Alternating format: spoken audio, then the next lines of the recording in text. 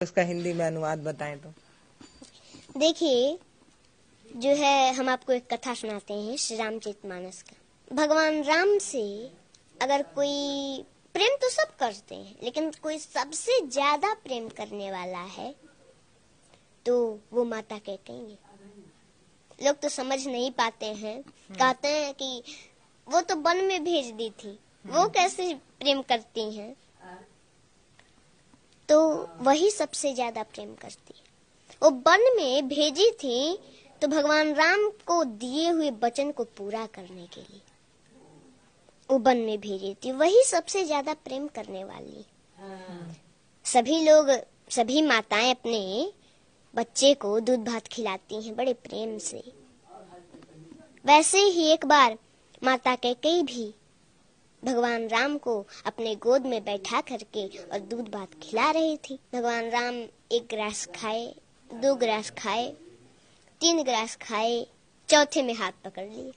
बोले, माँ, आपने कभी हमसे ये नहीं पूछा कि राम तुमको कुछ चाहिए? तो माता कैकेयी बोली कि अरे पुत्र, अरे राम, तुमको कुछ चाहिए तो जल्दी बोलो, क्या चाहिए?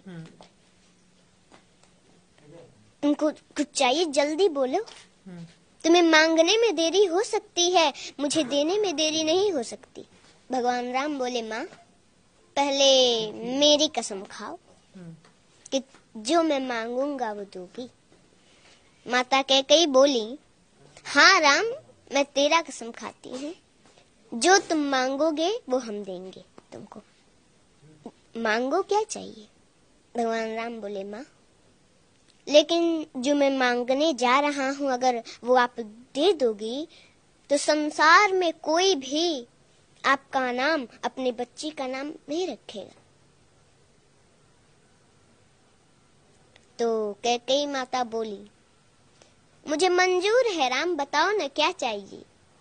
मेरा नाम, अपनी बेटी का नाम कोई न रखे, ये मुझे मंजूर है। मेरा राम प्रसन्न रहे, इससे बढ़कर मेरे लिए और क्या हो सकता है। भगवान राम बोले, माँ, लेकिन जो मैं मांगने जा रहा हूँ अगर आप दे देंगी तो संसार में आपका अपजस होगा। माता कैकेयी बोली, मुझे जस मिले, मेरा राम प्रसन्न न रहे तो वो जस मुझे नहीं चाहिए, मुझे अपजस मंजूर है। भगवान राम के आंखों में आंसू आ गए। बोले, माँ, लेकिन जो मैं मांगने जा रहा हूँ वो आप दे देंगी ना तो कदाचित आपको वैधव्य जीवन भी देखना पड़ सकता है। माता कैकेयी जब ये सुनी मौन हो गई। आप ही बताइए, कोई भी भारतीय स्त्री हो तो उसको ये बात तो खटकती है। मौन हो गई माता कैकेयी।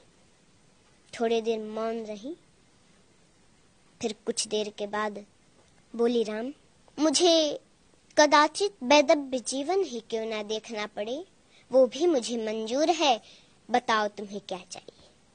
भगवान राम बोले, माँ, एक समय ऐसा आएगा, मेरा विवाह होगा, मैं फिर अयोध्या आऊंगा और उस समय हमारे लिए आपको 14 वर्षों का वनवास मांगना पड़ेगा।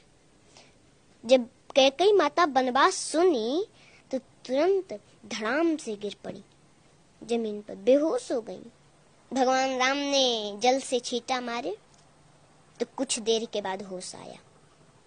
उठ के बैठी, थोड़ी देर मौन है, फिर बोली, राम, रो रही हैं?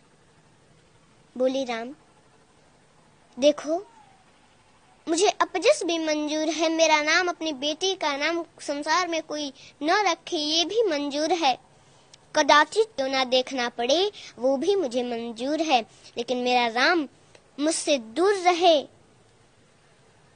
ये मुझे कदाचित मंजूर नहीं है। राम, मैं तुम्हारे बिना 1 मिनट नहीं रह पाती।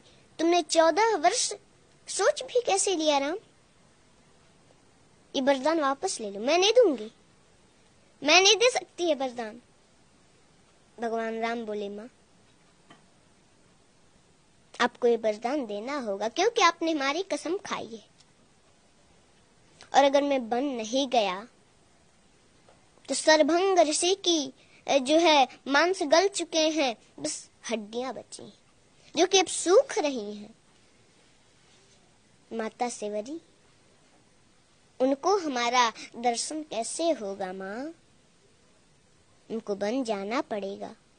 उस दिन से माता कैकेयी भगवान राम से थोड़ा हट हट के रहने का प्रयास करने लगी कि वो समय आए और मेरे दिल के टुकड़े टुकड़े न हो जाएं और मैं राम को दिया हुआ वचन पूरा न कर सकूं, उसको दिया हुआ वरदान पूरा न कर सकूं तो क्या होगा? थोड़ा हट हट के रहने का प्रयास करने लगी और वो समय आया, वरदान मांगी। पहले तो भगवान राम को सूचना मिला था कि उनका राज्याभिषेक होने वाला है, लेकिन प्रसन्नता मयान गताभिषेकतस्तथा न ममले वनवास दुःखत मुखाम्बुजश्री रघुनंदनस्य मे सदास्तु सा मंजुल मंगल प्रदा। जब भगवान राम को ये सूचना मिली कि उनका राज्याभिषेक होने वाला है तो उनके मुख पर प्रसन्नता नहीं थी, लेकिन पुनः उसके अगले दिन उनको सूचना मिल गई कि 14 वर्षों का वनवास मिल गया, तो उनके मुख पर थोड़ा सा उदासी भी नहीं थी। उस समय तो प्रसन्न हो रहे हैं कि अरे पिताजी ने हमको अयोध्या का राज नहीं, पिता दिनी मोहि कानन राजू, पिताजी ने मुझे अयोध्या का राज नहीं, मुझे तो जंगल का राजा बना दिया। वो तो प्रसन्न हो रहे हैं और उस समय उपदेश देते हैं कि कोई भी परिस्थिति हो उसमें प्रसन्न रहना चाहिए, हंसते रहना चाहिए। कोई प्रसन्नता की बात सुन ली, ज्यादा उसमें प्रसन्न भी नहीं होना चाहिए, और कोई दुख का बात सुन लिया तो उसमें ज्यादा दुखी भी नहीं होना चाहिए। हर परिस्थिति में एक जैसा रहना चाहिए।